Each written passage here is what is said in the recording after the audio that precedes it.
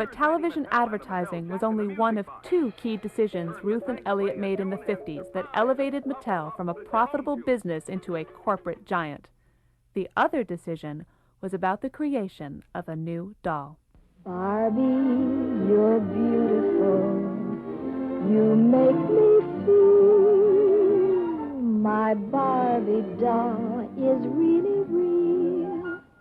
I had observed my daughter Barbara playing with her friends on the floor by the hour.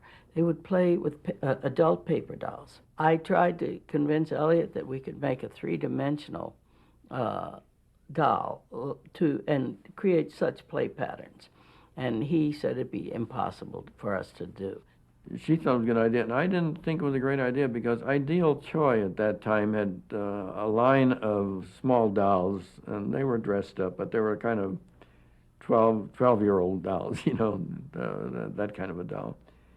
And they had a long run, but it was dying out. It just wasn't very successful. And I looked at that and I said, why would we be coming in at this time when that type of product is not doing well? When we designed the doll, I knew that I had to name the doll after my daughter, who had really inspired the entire project.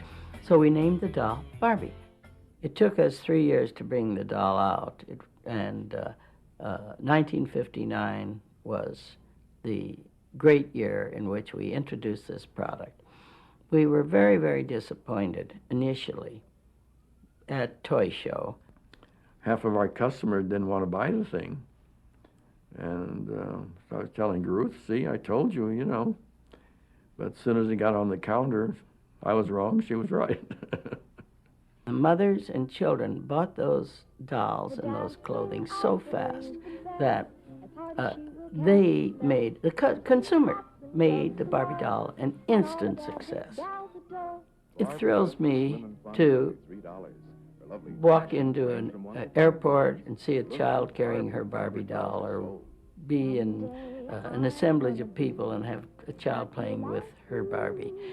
It's a great thrill. I'm humbled by the whole thought that we could have had that much influence, and yet I know that we did.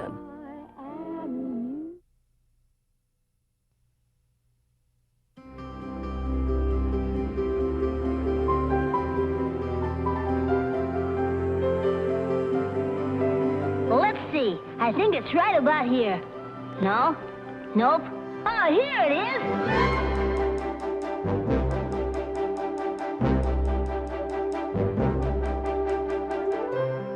Throughout Mattel's history, innovation in toy design has been evident in the products created.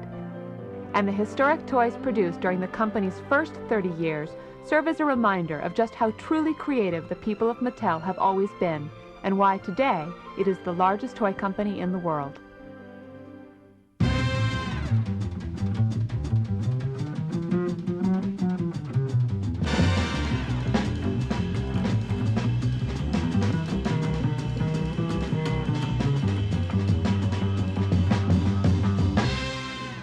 Remember, you can tell it's Mattel. It's swell. It was 1945 when the company that would become Mattel took shape in a tiny garage workshop in Los Angeles. But Mattel's story really begins with founders Ruth Moscow and Elliot Handler. Known as the whiz kids of the toy industry, they were a remarkable team that transformed novel ideas into some of the best-selling toys of all time. Both Ruth and Elliot grew up in Denver, Colorado, where they met at a charity dance. Ruth moved to Los Angeles to pursue a career with Paramount Studios. Elliot soon followed, and they married in 1938. Elliot worked part-time while also attending art school. One day he came home from school with gorgeous sketches of things to make, and I said, well, you got to make samples of these things. He says, I can't get to the equipment. The school is loaded, and they don't have enough equipment. I said, so what kind of equipment do you need to make this stuff? He says, oh, a saw and a drill press and a sander, I suppose, a few little things like that. I said, where do you get them? He says, at Sears. We went over in Sears Roebuck and bought a little equipment on credit. Found a little, and we started working in a garage in our apartment. And then after a short time, I got kicked out of the garage because I was dusting everybody's cars with wood and plastic. So we then went out and rented a little place for $50 for 6 months, a little storefront. And we set up a little shop, and I started making little giftware items in that shop. And one of his designs really took off. It was a hand made out of lucite or plexiglass.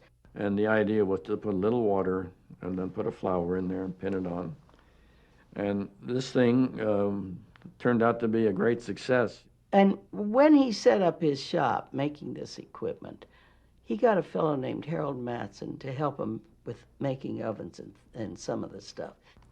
And we formed a company called Mattel. It was Harold Matson and Elliot Handler. We tried to put Ruth in there, but somehow it didn't fit. A roomat or something like that didn't go together.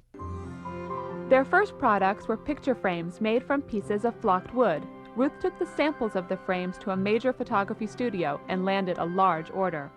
The picture frame order was delivered, and we had some slats of wood left over. Elliot looked at the slats of wood. He says, we can make dollhouse furniture. So I started getting some little scraps of plastic, and which we were able to get, and combined them with these little pieces of flocked wood, and we ended up with dollhouse furniture. The first line, it was a little set of 4 chairs and a little square table, plastic table, and this was a leftover from the picture frames. And this is the beginning of Mattel, right here.